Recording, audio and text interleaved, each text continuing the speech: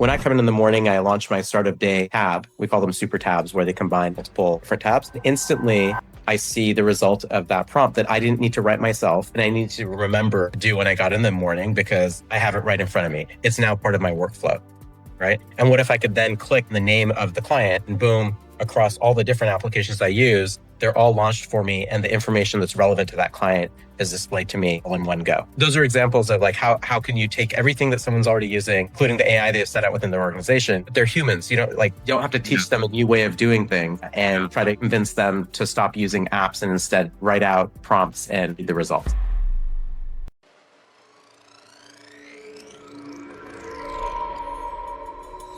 We're going through something absolutely historic. Technologies across the board are growing exponentially. It's a disruption that's going to completely redefine the way businesses compete. In the next decade, we're going to lose 40% of today's Fortune 500 companies. The exponential growth of computing is continuing. AI is nowhere near its full potential. Whether you like it or not, that the future cannot be stopped by anyone. Welcome back to the Future Tech and Foresight podcast.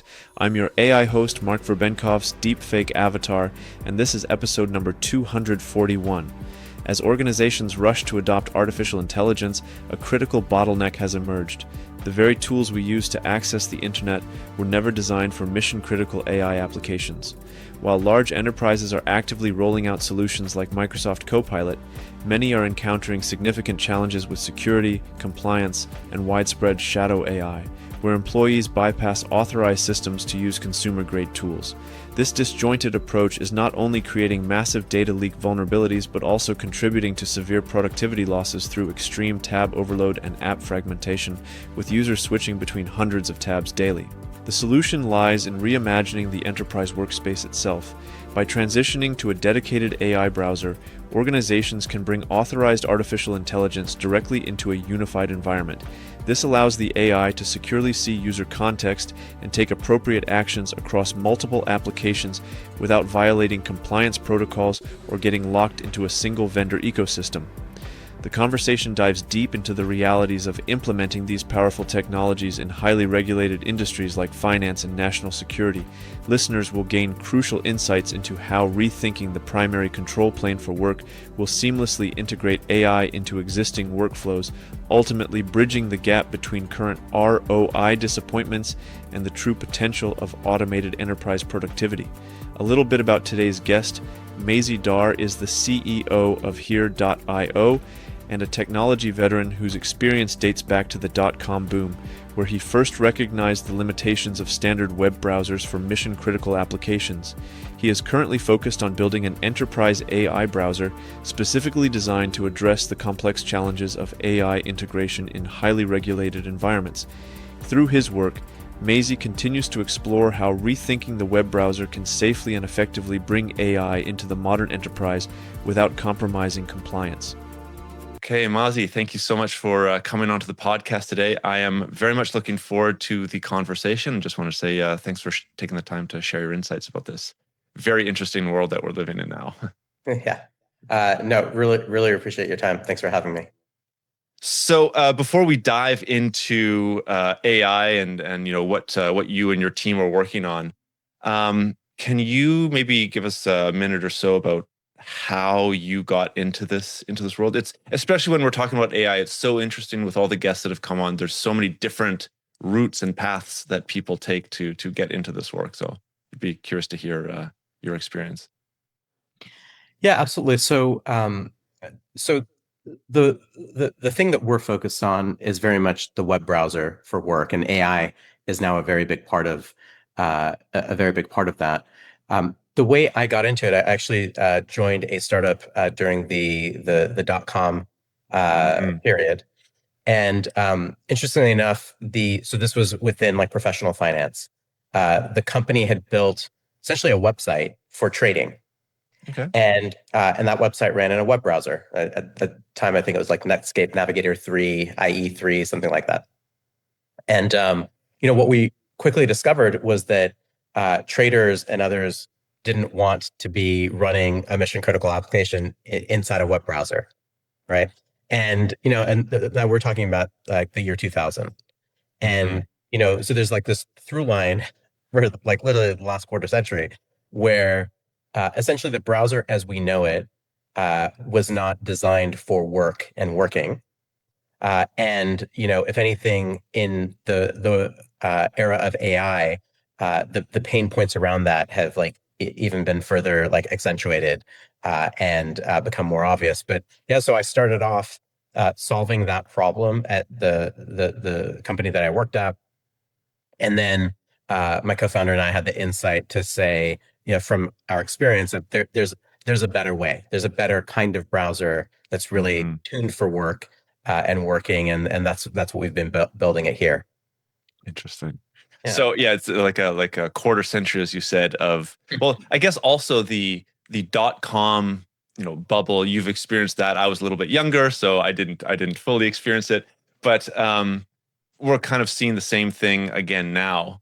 I guess we could say like Web3 as well. But there's these continuous bubbles with AI technology.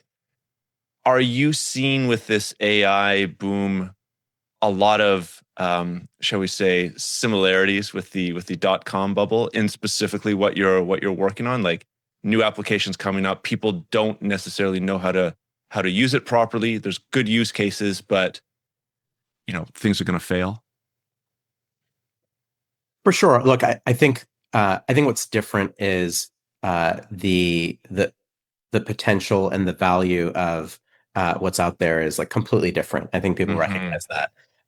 But you definitely have the same dynamic of lots of people doing cool stuff that may or may not ultimately be valuable. A lot of investment dollars going after these companies and these opportunities. But I think I personally think, and I think most people see this as like a fundamentally different kind of opportunity that is like changes sort of everything in a way that probably the .com era did not. Yeah, and I think as I mentioned, I'm kind of experienced that with my little company, and I'm sure you're experiencing that with the larger companies that you're servicing. Yeah. One of the things that I've had many experts on the podcast talk about integrating AI into companies, and I think that this is going to flow into kind of what you guys are up to. There's clearly the right way to implement AI, and then wrong ways. And I think there's some of these wrong ways are adding, I don't know if the right word is like complication or chaos for employees themselves, because there's just more information coming at us than ever before. Are you, like, when you're dealing with your clients that are clearly infusing AI into their companies and empowering their employees, is this what you're hearing as well from both maybe upper level management and employees, that there's just too much, and there's not really a good framework on how to navigate that yet? Absolutely. I mean, look, so a lot of our focus has been on regulated enterprise. Initial focus was within the finance space, and that tends to be a significant part of where we're continuing to be focused. But we're also working with folks within national security and healthcare and insurance and other areas. The first kind of basic problem you get from folks is my compliance is not going to sign off on this, and there are all kinds of security issues. The kind of the related issue is shadow AI, where faced with your company not giving you the authorized AI and telling you how to use it, you're going to go find it yourself to make it work, and that has very quickly become a much bigger source of data leak for companies than really any other issue that had been a problem in the past. So there's, before you even get to like, how do I make productive use of it? It's sort of like, can I even access it? And, and like in an authorized way. So we see that a lot. I would say from big banks to hedge funds and asset managers, there's a real mix in terms of where people are at in those journeys.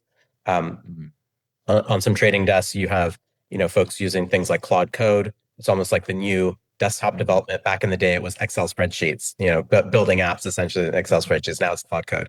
But you also have, I think, a lot of skepticism. Folks like senior people at lots of firms saying, look, this is not that different. Like, we've been doing machine learning for years.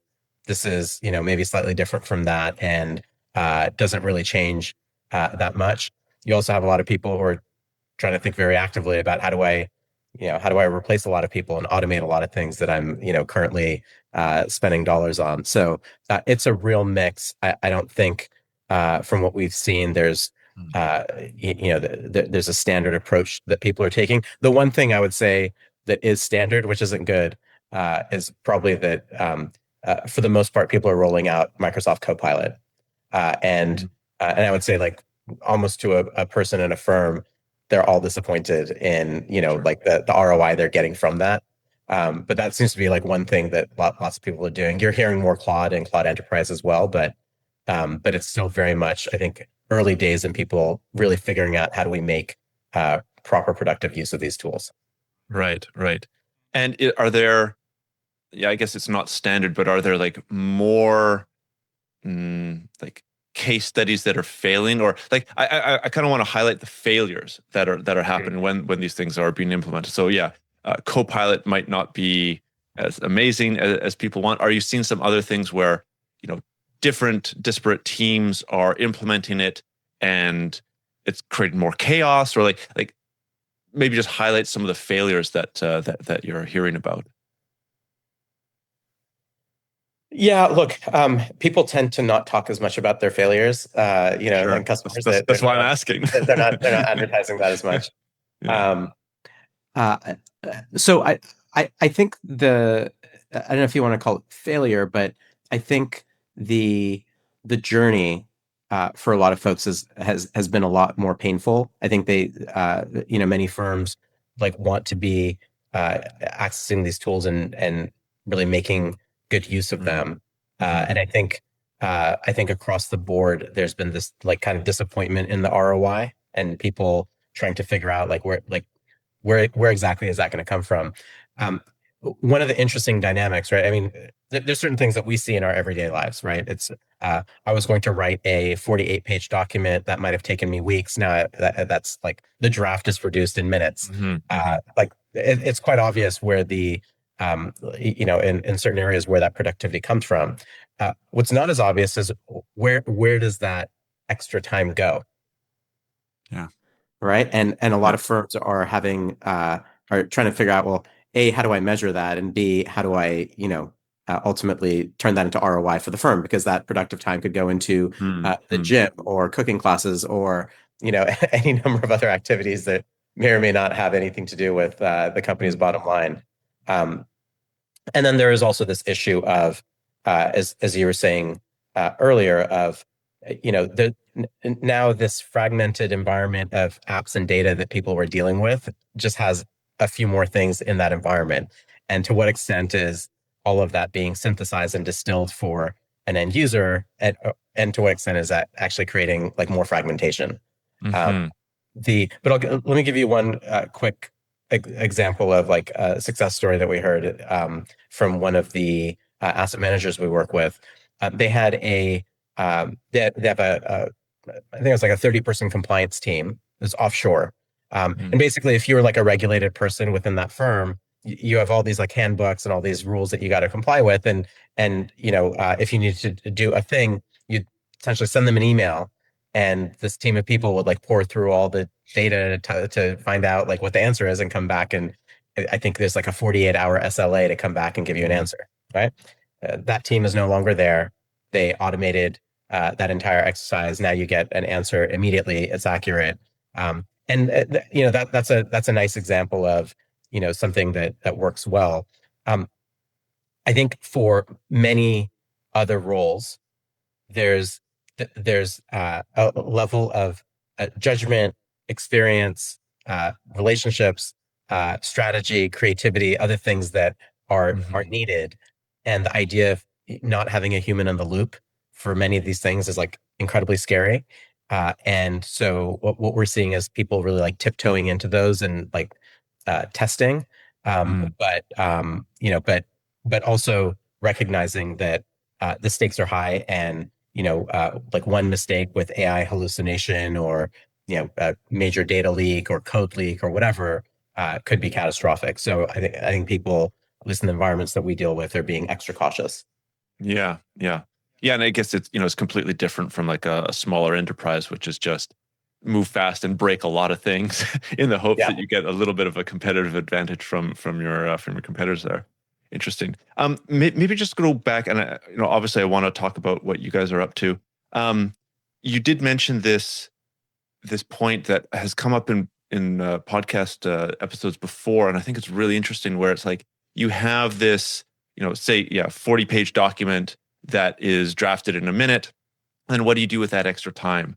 Now, maybe there aren't as many success cases with the clients that you have, or not the clients, but the businesses that you've been working with because of Copilot. But in those cases that there are success cases where people's time are able to be freed up, are you seeing companies make good decisions on where to put that human capital and that time properly? Because one of the things that I've heard is, once these AI tools become more ubiquitous across companies, the real advantage that companies are going to have are the people in leadership that can brainstorm how to allocate that free time properly for the business to grow in different ways. Have you heard of unique ways of doing that, or is it people just scrambling and trying to figure things out so far? There's a firm that we work with that has that has been very thoughtful, I think, about like how to channel the creative energy and human capital. And what they've done is essentially create like an internal platform for anybody to have creative ideas that then are essentially like shopped around to others, and where kind of some of the senior business owners can like choose to like sponsor and invest in those ideas. And their thinking is essentially that like as work evolves, that kind of creativity, and the idea and the problem that it's solving becomes more important, and the implementation can be done by AI. So that I thought that was fascinating. That's a relatively smaller company, not a big bank. But the issue of like just where does the productive time go? I think at most firms, the areas where it's happened the fastest has started in engineering and product, right? And it kind of makes sense. And I'll say more about this when I vent about how people are using AI later. But engineers, and I used to be, when I got a CS degree, started like coding out of college at a bank, and engineers are very used to command line interfaces, right? That's kind of like what they do all day long.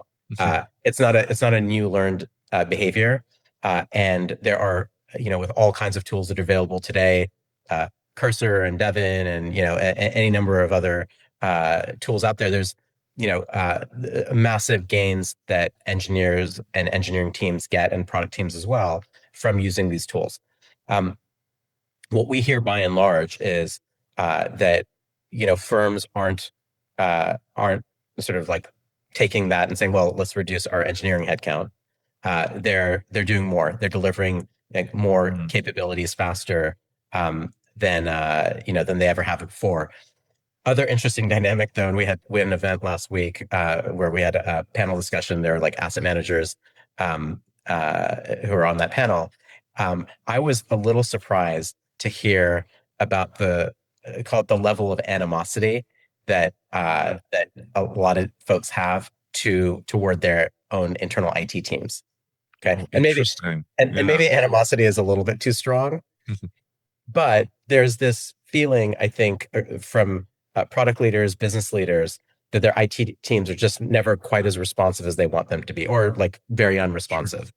And even though there's been this like significant, increase in like the productivity with engineering teams, you can see in what a lot of these folks are saying that they're kind of like delighted at the idea that they might be able to do stuff that does not involve their engineering teams. So interesting. So it's an interesting signal. It'll be, I think as time goes on, we'll see to what extent that's, that vision is achievable, where you can get, particularly within like regulated enterprise, can you get production worthy, safe apps and products and not be going through like the traditional engineering process, even AI powered. But the signal is there, right? People want to be closer. They want to be able to go from idea to production fast. And it does feel like we're very early in that journey. So it wouldn't surprise me if, we're weeks or months away from that, being a much more obvious thing for people to be doing. And I think that's also kind of the dream that's being pushed, right? It's you have an idea, AI will do the work, and your role is to brainstorm, to create, and then maybe just deploy that solution. So if there's already, and if animosity is too much, there's already that desire to, so to say, circumvent those people. And this dream is being put in everybody's mind because of this excitement that we're in. Then maybe that's going to be a focus of many businesses. Very interesting. Yeah, I'm personally fairly skeptical of that being a thing for systems of any reasonable complexity. I just think it's sort of like if you think about what goes on in building and deploying and long-term managing a product. It's like, there's an idea, but there's like, 100 or 1,000 details that you need to worry about that the AI may or may not be handling correctly. And with every iteration, you need to, somebody with judgment who knows what they're doing, like needs to review all of that and make sure that it's working properly, particularly if you're, think of, landing planes or amputations or, doing a multi-million-dollar trade. I mean, there's certain things where it's like, you just would not consider giving somebody a tool that hadn't been properly tested and put through the full process. So, but there are certain cases where, there are things that it can be done really, really quickly already. People are doing that, as I mentioned, with Claude Code and other tools. And so you're seeing the early signs of that. And I think people would like to do more for sure. Right. Yeah. So this idea of human in the loop, which you just alluded to, you mentioned before. I think that if I'm piecing together all the podcasts that I've been having and listening to as well, there's the dream that's being pushed or nightmare, depending on whose side you're considering, that humans aren't going to be needed for XYZ processes. But the kind of people that are in the thick of it, building and deploying and developing all these things, it does not sound like that is actually happening, that there is tremendous need for humans being kept in the loop. And I'm kind of saying this and opening up the conversation to kind of what you guys are doing, which I think is very much connected to all this. Yeah, absolutely. So look, I'm very much on the side of, I think we're going to need most of the humans for quite some time, particularly in these mission critical roles within enterprise. So where we come to this from is where does the human meet their apps and their AI, right? Like where does that actually happen? And that's why our focus is on the web browser, because increasingly the quintessential tool through which all apps and AI is being accessed, or most of it, is through the web browser. And same as that insight from the year 2000 of like, wow, this thing is really not designed for work, right? That's actually it's actually a much bigger problem today than it was 26 years ago. It starts with the lack of security controls to govern where data is moving, how it's getting into AI, if it's getting into AI, whether people are using authorized tools. So that it's all of that. But then you get to, well, if the AI is going to help the human do their work, it actually needs to see what they're doing, right? Which like AI assistants don't, because they don't have the context of what's happening in a browser or on the desktop. And it doesn't need to just be able to see it. It also needs to be able to take action on behalf of the end user, right? So a thing that I might have spent a bunch of time preparing until I get to the final screen where I can say, okay, right? Maybe the AI does much of that for me, but it shows me the final screen in the system that I'm already using. But then I still click OK, right? Right. So there's these kinds of things that you would like the web browser to be able to do as like a gateway to all of your apps and AI, and bring it all together, make it easier for that end user to be better at their job and to synthesize information quickly, make decisions with more confidence. And that's just not that's not what the web browser was ever designed for. And if you look at I'm a big fan of Claude. And so I use that a lot. I think a lot of people are these days. So I put Claude for Chrome into Chrome, and I went to try something simple, which was find all the marketing emails in my Gmail and please archive them for me.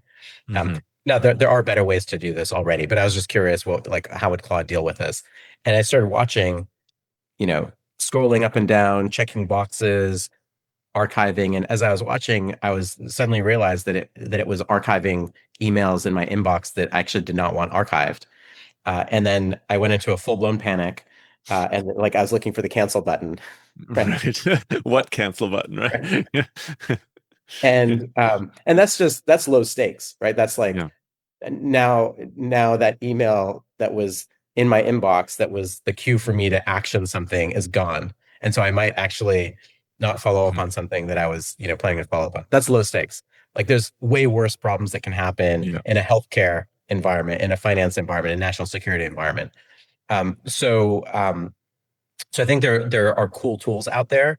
How they actually can be applied to your work safely is a different matter, and that's where we're focused. We've built a browser that is an enterprise AI browser that allows your organization to bring in whatever AI they've authorized into the entire browser environment, right? Where the AI can see everything that you're doing, has the full context of like, what am I working on right now and all the data that I have access to, and can also take actions on my behalf, right? And can do all kinds of other things that help me as the human be better at my job. And that's, that's where we see, the browsers for work evolving to, and like where we've been, I think out front, delivering that product. Very interesting. So I've only ever worked at small companies, whether startups or otherwise. I've had lots of friends that have worked at large companies, sprawling, massive behemoths. You mentioned something before that I want to tie into what you're saying now. Is this kind of, I can't remember the exact words, but like the sprawl of the amount of apps and tools and kind of disparateness of all these things. It really does sound like you're bringing everything into kind of one platform. How, as somebody who's ignorant to the scenario of many of these people's work lives, like how chaotic is it if you're working in a large organization? Like how many tools do you have? How many, I've got like 1,000 Chrome browsers open right now, but that's just me. Like how does it work for many of these people? And then how is your solution, obviously saving time for everybody? Yeah, absolutely. Look, I think this problem of tab overload is, it's at least as big of a problem in any large organization as it is for your smaller firm or my smaller firm. Everyone's familiar with it, right? Like having too many tabs, you don't even know what's open. It's now reduced to an icon, so like you're guessing at which tab you're going into. Going to multiple places to search and find the information you need. There's a Harvard Business Review study from a few years ago that estimated switching in and out of tabs at like 1,200 times a day on average a person, and about 10% of their productive time just in that tab switching. Wow. Right. Yeah, that makes sense. Yeah, and then other studies that talk about like searching in lots of different places, taking more than an hour of people's time a day.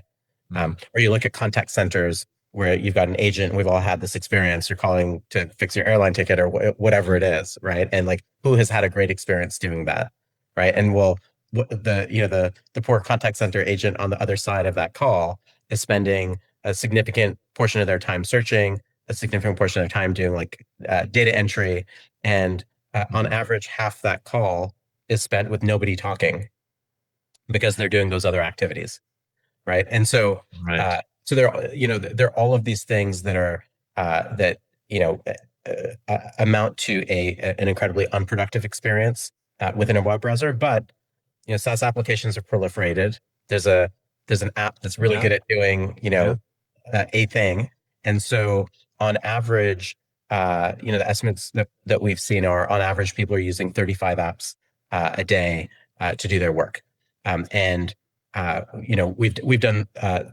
studies with a number of our large customers, and within like a team at one bank, they had, I believe it was like 86 apps that were being actively used. So this is like, so I think that like third-party SaaS applications, obviously Microsoft, Salesforce, Zendesk, ServiceNow, but then also a lot of internal applications like proprietary that they built themselves.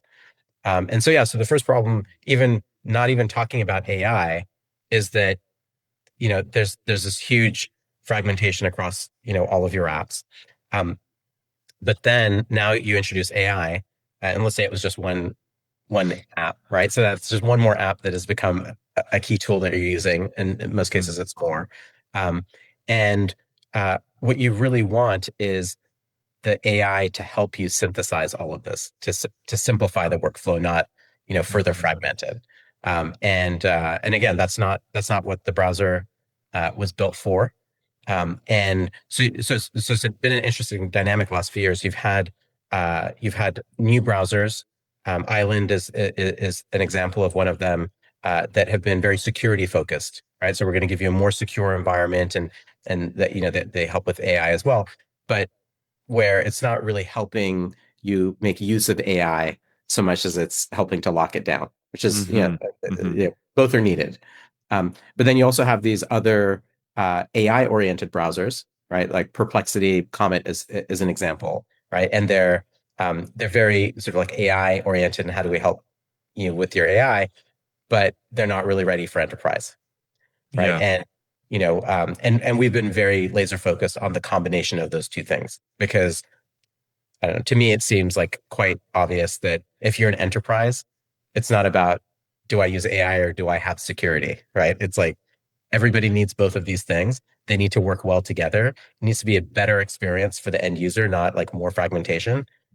And we see the browser as the control plane, the interaction layer for the human with those apps, and the correct place to really solve that problem and create a great experience.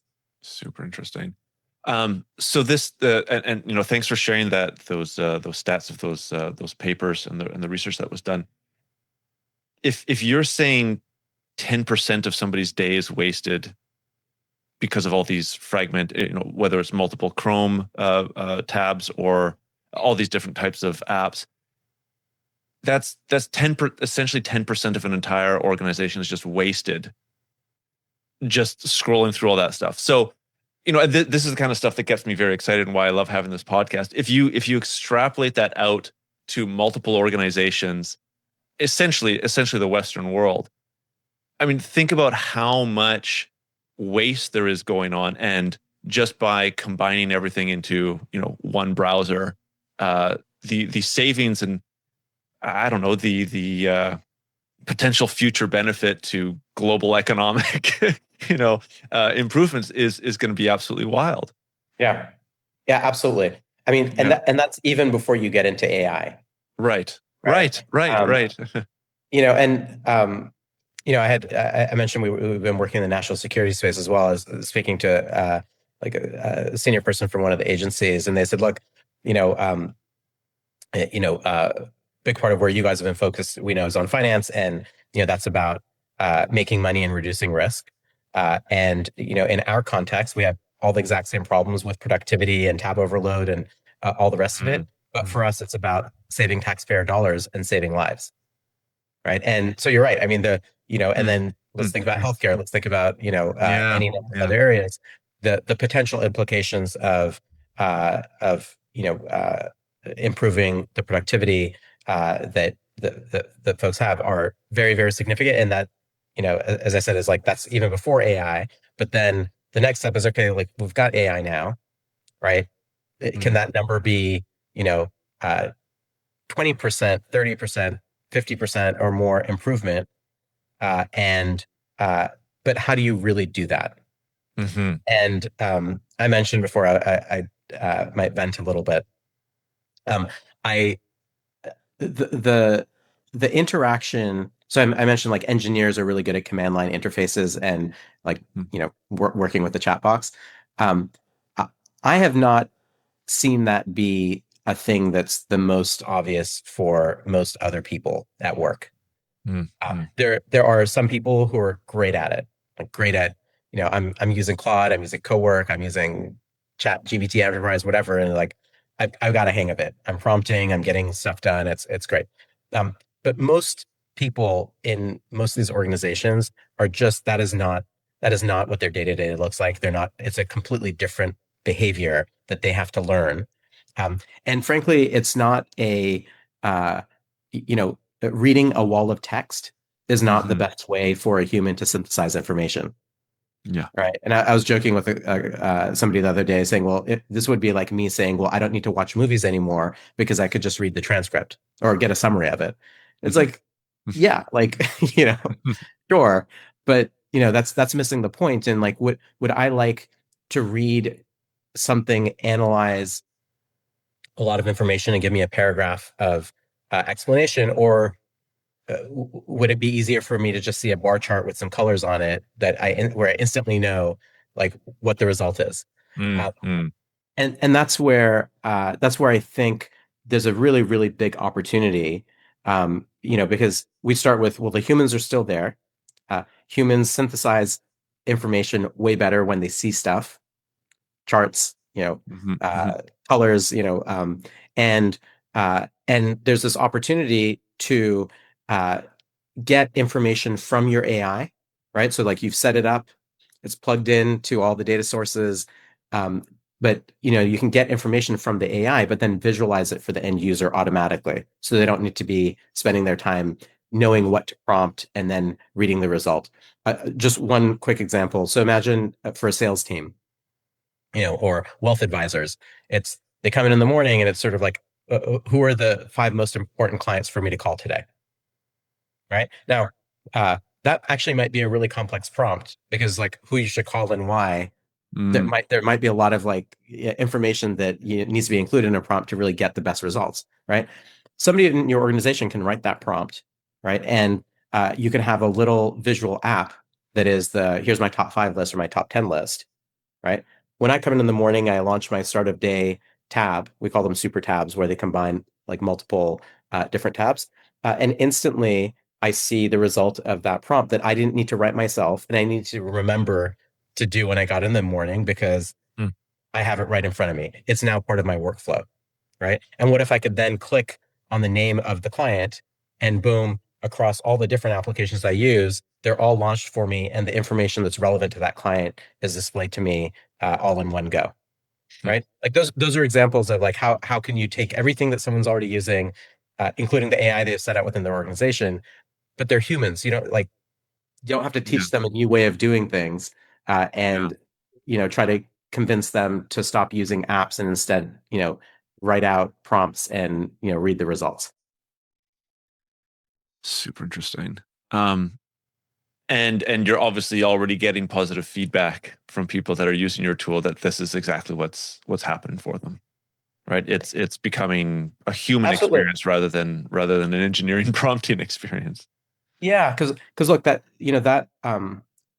when you think about how do you apply this consistently in a standardized and safe way across your organization, right? Like just the act of people, like prompting on their own, like figuring out what the right prompt is for themselves, the behavior of, am I doing it properly? And yeah, like they might be great at it and that's wonderful for them, but there might be like 20 other people on that same team who should be doing it the exact same way, right? And so So how do you standardize these things, right? And then, people will say, well, it's a prompt library, right? It's a shortcut and there's a more complex part behind it. It's like, yeah, but again, this is a couple of years ago, we power, wealth advisory platforms.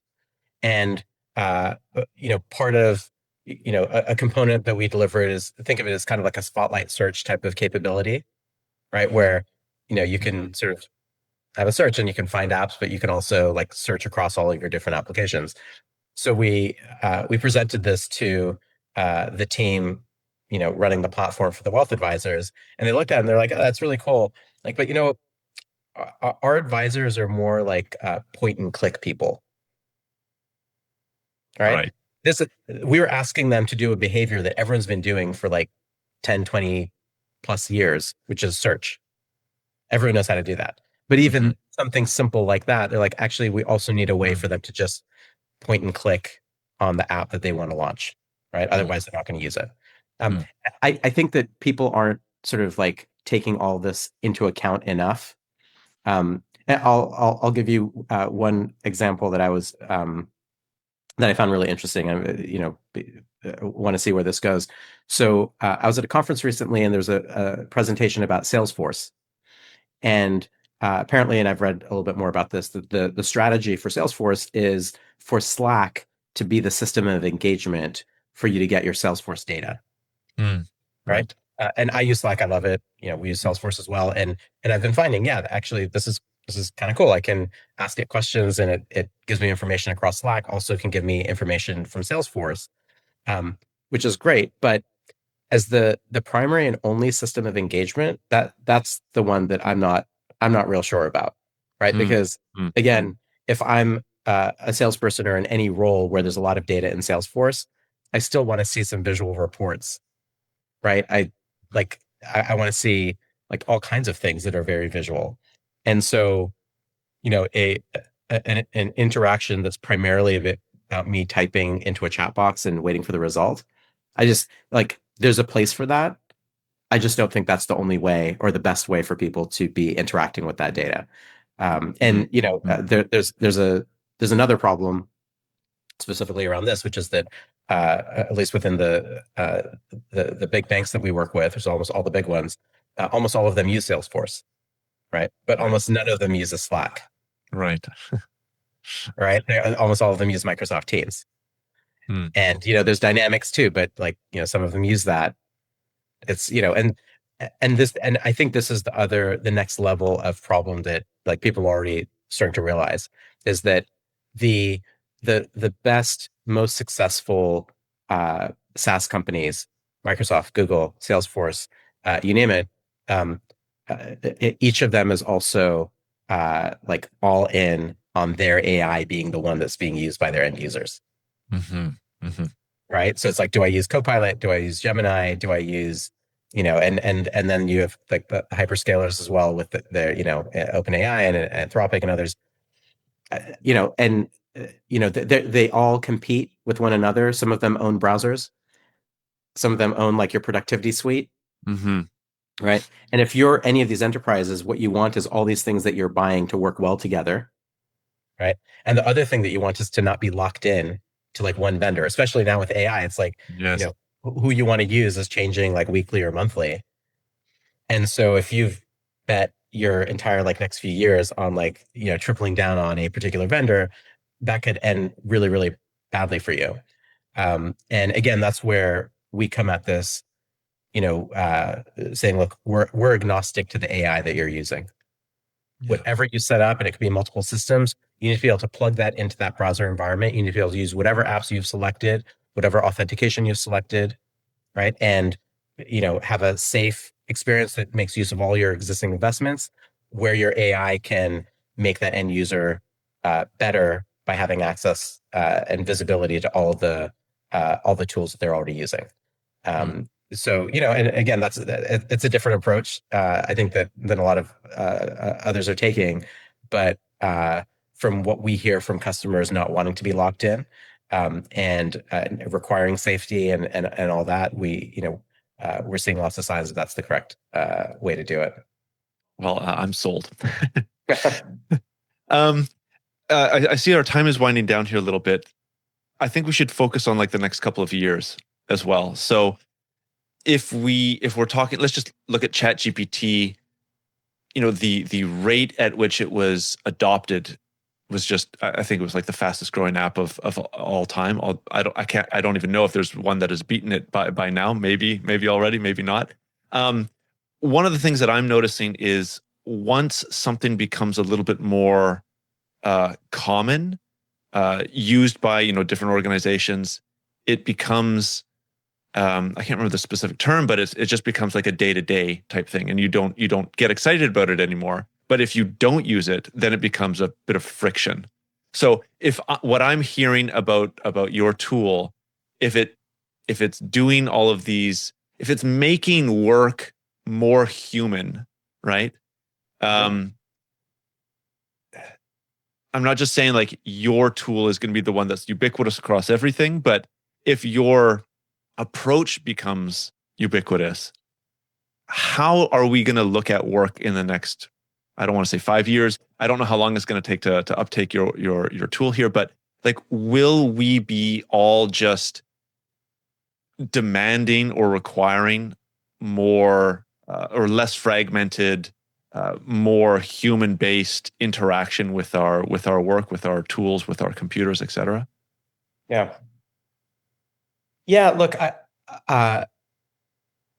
my own view on this is that you're already seeing AI being sort of like weaved into all the different apps that everyone's using, right? It's being like sort of embedded in apps, so the apps themselves are better, and so like you're using AI without necessarily knowing that that's what's happening. It's being used for additional safety and security. So it's being applied in all these different ways. I don't think that the basic way that humans interact with the world is going to change, right? That's the constant. I think they're going to continue to need to see things and, hear like what's happening, right? And, but that these tools, that right now are quite fragmented, can start working a lot better to make them better at what they're doing. Again, not to pick on Salesforce, but it's a common example that people use. One of the things you hear from lots of people, and that's just Salesforce, any CRM system, is it's like really low utilization. Right. Like people aren't necessarily always logging their call reports, and then because the data isn't there, often isn't there, people don't consult it before they're going to go talk to a customer, right? Well, that there are some very simple ways without asking the human to be a different person who might forget to do things or might be busy, right? They're not like simple ways to solve those problems where your note-taking app has taken the notes for you, has created a call report, in fact, has put it into Salesforce for you, right? And like those tools are there today, right? But then when you're calling, wouldn't it be great if the information that you need, not just in Salesforce, but across all other systems, can automatically pop up and even have a short note of like, hey, this is what you should say right now to to your customer. But so I think that the mode of human interaction is constant, but these tools are already getting better. They'll continue getting better. The big question, and it's interesting when you hear SaaS companies, because in a way, people are talking their own book, right? Saying, well, we don't think the humans are going away, right? And actually, if you look at studies that Gartner, for example, has done, the research firm, they're predicting that, by 2030, right, that most of the SaaS apps that we're using will continue using. They're not going away, right? So this, like the SaaS apocalypse, I think they're like, it's like there's going to be efficiency. It's just like with anything else. But this sea change of we're all going to stop using apps, or we're going to lose all the humans, I think is, I don't see that. But I do see the existing apps that people are using, becoming better, and the utilization being better, and the humans getting more out of those investments that have been made by their organizations. And now they're for sure already are and will continue to be roles that are being automated away. Yeah, for sure. And I think another dynamic you see already, which is not great. I've got kids who are going to be heading to college soon. People coming out of college, a lot of those entry level jobs aren't there. I think people have seen that, right? So that there are those kinds of dynamics. But at the same time, I've got high schoolers using AI tools to make cool commercials that you couldn't do 6 months or a year ago, right? So there's all kinds of new opportunities that are available to people as well. So like I'm not smart enough to know what's going to happen next year, much less 2 or 3 years from now. But I am excited about it and optimistic about it in a way that I think some other people aren't. I think there's like a pessimism of this is going to be bad for humans, and it's going to be a real problem. I'm more optimistic about the need for the humans within enterprise and the experience they're going to have in the future that will be dramatically better than the one they have right now. Yeah, I would fully agree with that. And I think based on what you're saying, based on the other conversations that I've had, there's also going to be this, whether it's 10% or 5% efficiency gain that we all get. And then, you as an employee are going to be empowered with thinking about maybe new tool, like the example that you gave, having a creative Slack channel or platform where there's a brain dump, there's brainstorming happening about how to, improve the company in XYZ way. I think that there's going to be, as long as companies are using AI and these tools across the board, we're going to see hopefully just an increase in productivity, an increase in efficiency, and theoretically, that makes the economy and everybody's lives a little bit better. So I'm positive as well. Yeah.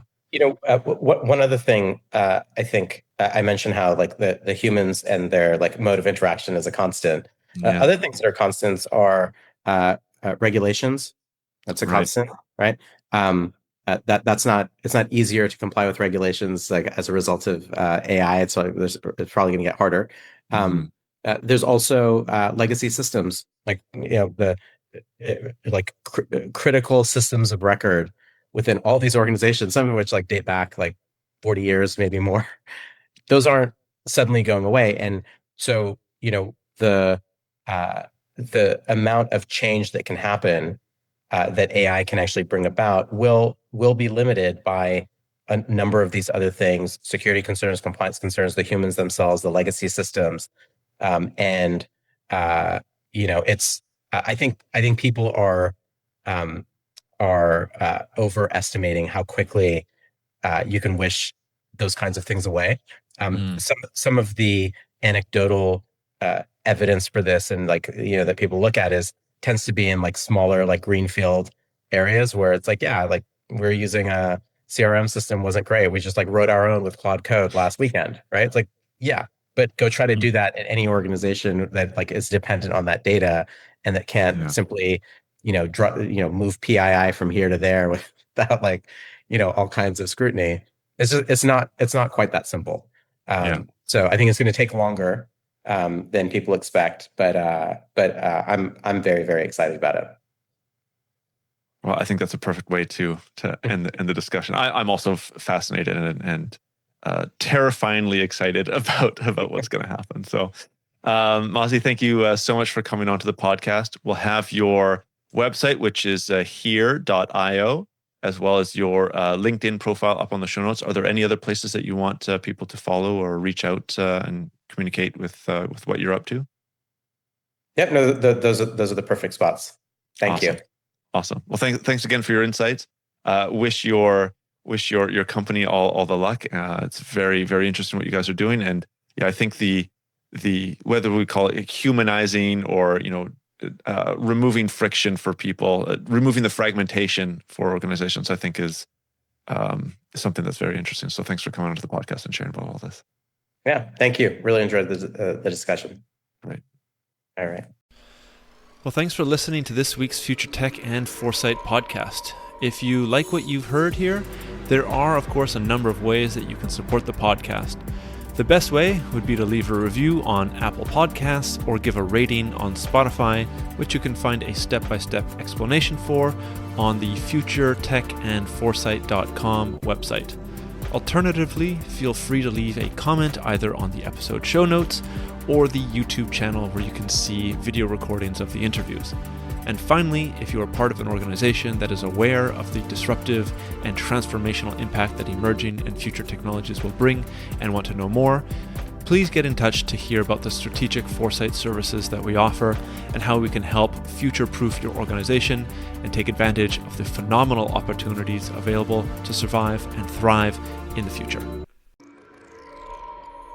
A lot of future-shocked people and future-shocked institutions in our society are simply overwhelmed. Once there is superintelligence, the fate of humanity may depend on what the superintelligence does. Science fact is catching up to science fiction. The first truly intelligent machine will be the last invention that humanity needs to make. The only scarcity that will exist in the future is that which we decide to create ourselves as humans. Within a 10-year design revolution, we can have all humanity living the highest standard living anybody's ever known. Progress is accelerating at an exponential pace, and it's going to reach a point where progress is so fast it's going to be a singularity. We are probably one of the last generations of Homo sapiens. Every single headline points to the birth pangs of a Type 1 civilization.